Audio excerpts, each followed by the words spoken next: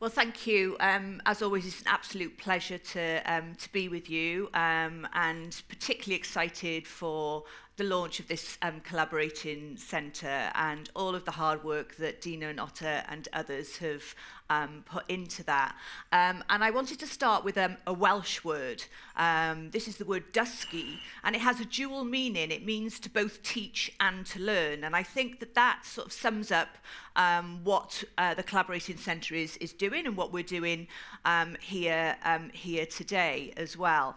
And I also learnt recently that teaching and learning between Wales and Norway isn't a new thing. This picture back in the 1970s in a place called Ely in Cardiff, where I grew up, it would probably be in Peter's graph over here, the very less affluent areas with those long-term challenges around poverty, social exclusion and so on. But actually, this is a youth centre in Ely, where back in the 1970s, during my time growing up, the only thing that kept that youth centre going in the summer was an exchange from Norwegian students coming and working in that youth centre.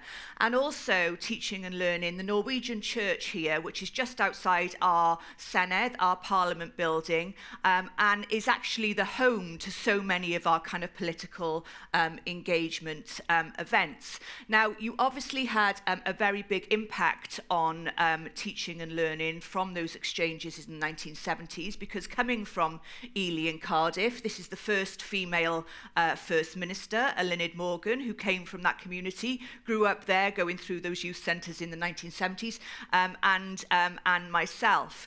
And the connections sort of don't stop here. If we move on to now, and our current generations, well, this is the most recent exchange between students from Bergen and Wales. And this is my son, my eldest son, who today is arriving in Bergen on a Royal Navy ship. He's a communications specialist there. Now, why I want to bring this up is because I want to pose the question, what is the world now that this generation are experiencing? Quite a different world to the one that we experience. So from the perspective of AI, climate change, wealth inequality, aging population, artificial intelligence, geopolitical turmoil, which as a mother with a son in the Royal Navy, I can tell you that is a real angst for me, and obviously democracy in crisis. All of these issues entirely sort of predictable in many ways. We might not be able to plot exactly how they were going to pan out, but indeed they are predictable because they also intersect. So when we look at the kind of climate crisis being fueled by wealth inequality, when we look at an aging population more vulnerable to a climate crisis, and so on, that breeds discontent, that leads to democracy being in crisis and geopolitical turmoil. And quite frankly, our systems are not equipped to deal with any of this. And the elephant in the room, in terms of our systems, is that they are endemically short-term. And so the question that we need to pose is, how do we do policy by design rather than by disaster?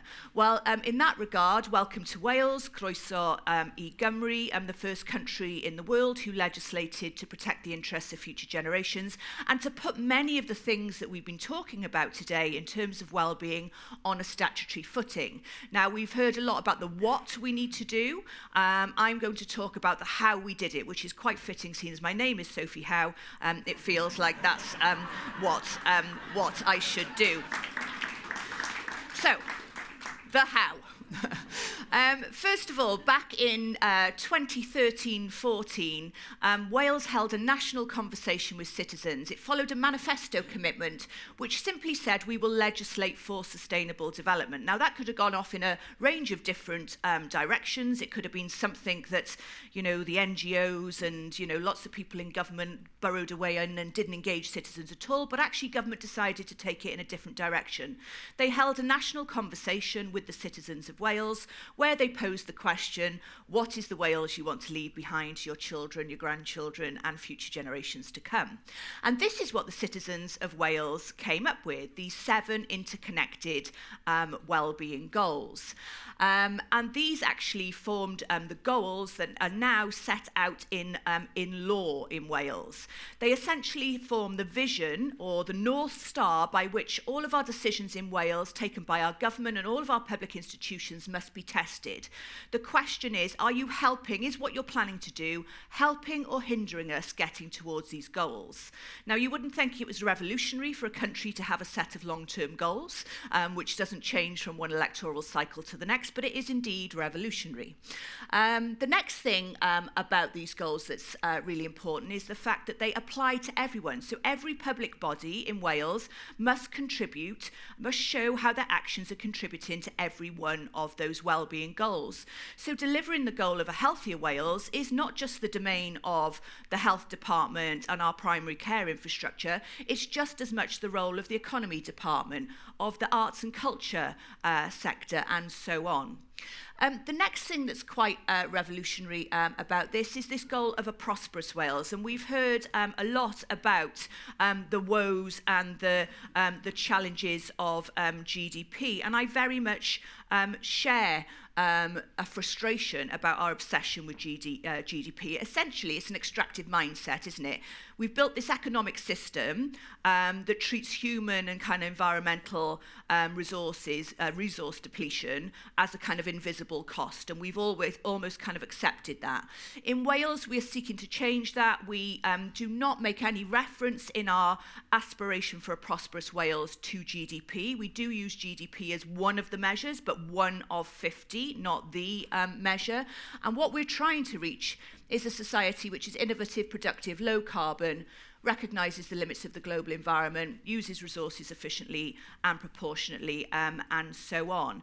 And when you combine that approach to a new type of economic system, alongside the requirements to meet all of the other 6 well-being goals, that is when you start to see well-being approaches in action. And of course, this is gaining traction now across the world with the work that's happening here, reviewing different approaches in different countries, the UN report on beyond growth, and I think really the moment that we're in at the moment, that sort of moment of crisis, is really demanding a completely different way to thinking about the economy.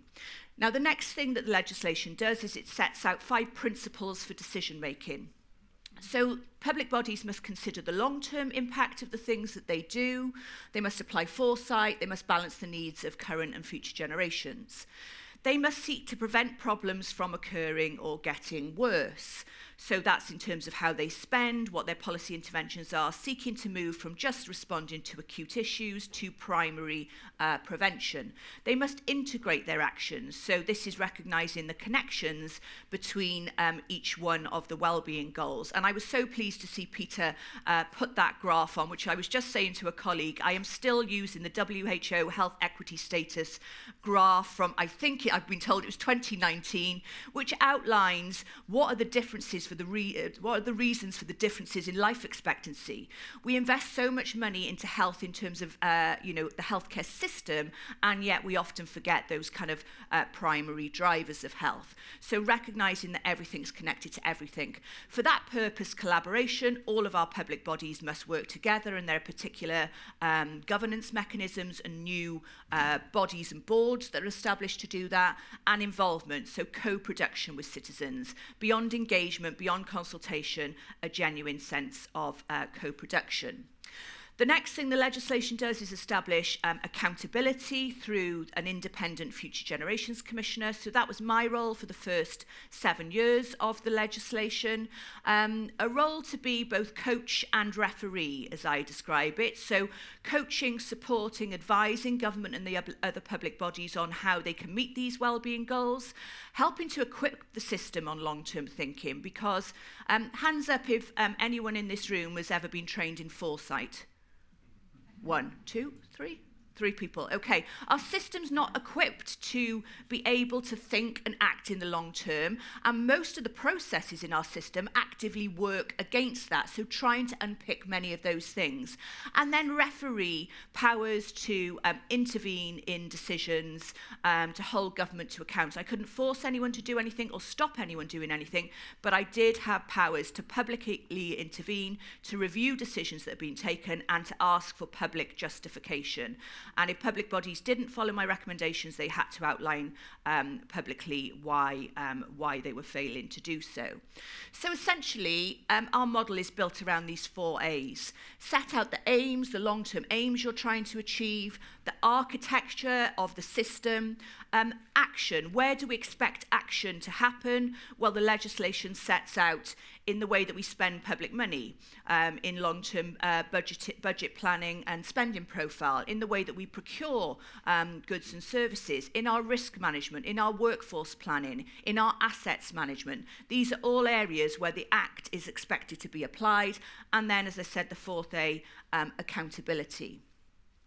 Now, I don't know if any of you have ever seen this 3 Horizons model, but this is something that we used quite often. And in fact, with the Collaborating Centre and the WHO Collaborating Centre with Public Health Wales, there's a piece of work that's been done with the Future Generations Commissioner Office to help to upskill people on this. But essentially, Horizon 1 is kind of where we're going if we could continue as business with business as usual. So we're going on a downward trajectory in many ways. Horizon 3 is where we want to be, and I guess this is the trick in Wales. We know where we want to be. We want to have achieved these 7 well-being goals. Horizon 2, the blue in the middle, is basically what are the things in the system, the changes, the new policies, the interventions, the innovations that can take us from Horizon 1 to Horizon 3. But there's also a test here that we need to apply, and this is where we get into the real nitty-gritty of how we're actually applying this wellbeing framework. Is sometimes the things that you think look like an innovation and might be a good thing to do, if they're just designed to achieve silo-based outcomes, they can actually just be reinforcing the status quo. So if I give you an example of if your mission is to decarbonise your transportation system, which is an entirely reasonable mission to have, then an answer to that might be mass investment in electric vehicles, electric vehicle infrastructure, grants for electric vehicles, tax breaks, so on and so on. However, the problem is that actually just reinforces business as usual. We're all still using the world's resources and more to produce the batteries for the electric vehicles. We're contributing to the obesity crisis. We're all still starting congestion in our electric vehicles rather than our petrol vehicles, not talking to each other. And if you're from a poorer family, you couldn't afford a petrol vehicle, you definitely can't afford an electric one. So it actually just takes us back to the status quo. A much better bang for your well-being buck, if you apply this well-being lens, is to invest in public transport and active travel. And that was exactly the issue in terms of the first big test of the legislation in Wales. So government had plans to spend the entire of their borrowing capacity building a 13-mile stretch of motorway to deal with the problem of congestion. Now, you know, pick a country, any country in a way, and there will be a similar issue that has occurred. And I can tell you what will happen. The road will be built. It won't matter whether it goes through sites of important natural resources. They won't be accounting for the air pollution and so on, because they need to deal with an immediate crisis of congestion, not in Wales. So when you have this legal accountability framework with an independent commissioner who can pose the question to government publicly, can you please explain to me how you've applied the Future Generations Act to the decision that you're about to take? Can you explain to me how it's in line with the goal of a prosperous Wales, a productive, innovative, low-carbon society which uses resources efficiently and proportionately? Because by my calculations, we're going to be increasing carbon emissions by building a road.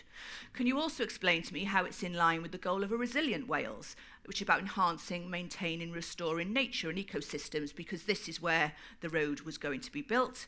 Can you explain to me how it's in line with the goal of a healthier Wales? Because I'm not sure how taking no action in terms of getting people actively travelling and increasing air pollution is going to meet that goal. And can you also explain how it's in line with the goal of a more equal Wales? Because 25% of the lowest income families in this region don't own a car. So you can see that when you apply that holistic lens of well-being and that you have a statutory footing for that, different things start to happen. So, was considered a done deal. Actually, the government changed their minds. They cancelled the road building scheme. They invested instead in public transport and active travel.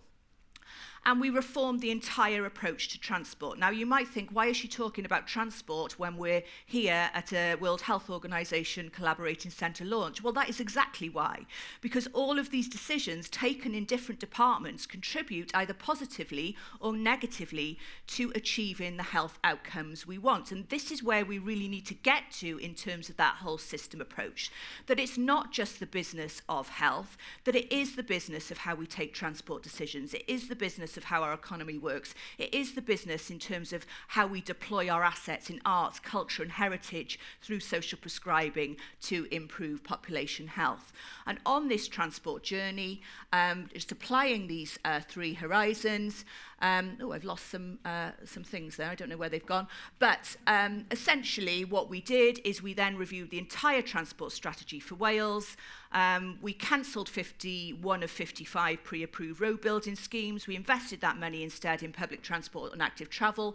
We rolled out 20-mile-an-hour zones across the entire of Wales, which has already reduced casualties and deaths by 38% in the first 3 years. And this, in this last year, we have seen the first of the South Wales Metro system come online because we changed those spending decisions and a 1/5 increase in passenger numbers. So, to just move on quickly in terms of a couple of other examples. So on recycling, so whatever your starting point, we started with transport. I'm now going to start with zero waste. How do you think about reaching an aspiration, the what we want to achieve, reaching zero waste? How do you do that through a well-being lens? Well, we look at the way in which we procure public facilities. How do we do that? How do we use public spend as a lever to get to zero waste? We look at, when we start to do that, we start to create new jobs and innovation. So here, Nappy Cycle, I call it bums on roads. This is literally recycling, it's quite disgusting really, but it's recycling used nappies into the asphalt for road resurfacing. How do we bring in community and tackling loneliness and isolation? So we set up the community repair cafes. We heard about the importance of volunteering to health and bringing that community connection. And how do we address equity? Well, we focus on doing things to reduce waste, like the library of things, where you can borrow things instead of buy. That's good for reducing waste, but it's also really good in terms of helping people in poverty and so on. Now, I've run out of time, so I'm just going to skip very quickly to the important part of what I want to say, which is focusing on addressing well-being and putting well-being approaches into government must be beyond dashboards. So I work with a number of different countries across the world now, and there are increasing numbers of well-being dashboards, measuring what matters and so on. Now, that is very important, but if you stop at the dashboard, instead of posing the question, how is that dashboard actually influencing your decisions, you are not going to move very far. So actually, this is really about everybody, as in everybody individuals, and every public body working to achieve the same aim and testing everything they do by its impact on well-being. And it's about everything. So everybody being responsible for delivering, in our case, all of those 7 well-being goals. The final thing that I wanted to say was just about the importance of people, because again, we often we can focus on the governance systems, we can focus on new legislation, but I always describe what we've done in Wales as the biggest cultural change programme Wales has ever seen. And part of that journey was about finding the frustrated champions. Now, a young mentor that I had, we set up a reverse mentoring scheme, so I had my own mentor. He sort of talked to me about, actually what we need to do is to give everyone hammers. We're trying to break down this wall of a short-term system, and it's really difficult. In this system, there are thousands of frustrated champions. I reckon most of you in this room are frustrated champions. You're the people who are going, for God's sake, can't you see if we just do this, we'll get those outcomes? And the system's going, oh no, we can't possibly do that. So we need to give you all hammers. We need to find who you are first. We need to give you all hammers to start breaking down that wall. And this is exactly the approach that we took in Wales. We found these frustrated champions. We helped them to start breaking down this wall of, no, we can't do it. We must maintain the status quo. When we found them, more came, and they started coming with more hammers, and that was quicker to break down the wall. And eventually, what we started doing in different sectors was this fundamental change towards a better way of being.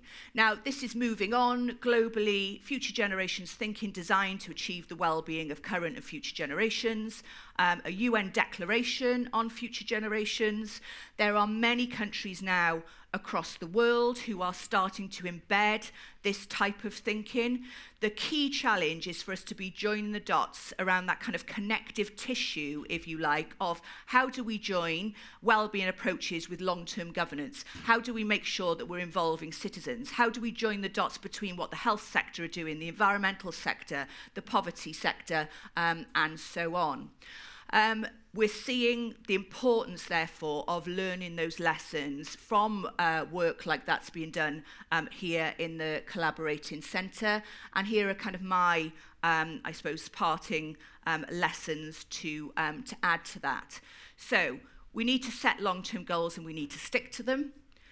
We need to make sure that delivering those long-term goals are everyone's business. We need to drive different types of leadership behaviours, and everyone can lead at whatever level you're at. Integration is hard, and that needs time, leadership and support, that connective tissue to join the dots. We must resolve processes and conflicts, because most of the system that we're operating in at the moment works completely against what we're trying to achieve, so we need to try and resolve some of that. We need to revise our success measures. We've talked about that. Even when we've done all of that, political bravery is still entirely necessary. Making these fundamental and transformational shifts does not come easy. It's a bit easier if you've got a legislative framework and a commissioner who's going to be shouting about things if you don't do it, but it's still quite hard. Radical incrementalism. So we often talk about the big and brave decisions, but actually this is about the small decisions that are taken every day that are going to apply a well-being approach or not. And when we all take those individual small decisions towards a radical end game of well-being for people and planet, then amazing things can happen. Citizens and community are your superpower, so we must talk to them. Just because you wrote a strategy, it doesn't mean that your work here is done. We love a strategy in the public sector. We like to write it, to publish it, and then we go, excellent, we can move on to the next thing now. So in that line, prioritise decisions over dashboards. And I'm going to end with this. Only a crisis, actual or perceived, produces real change. When that crisis occurs, the actions that are taken depend on the ideas that are lying around. Someone that I'm not a fan of, Milton Friedman, but actually speaks a lot of sense here. Thank you. Thank you. Thank you so much.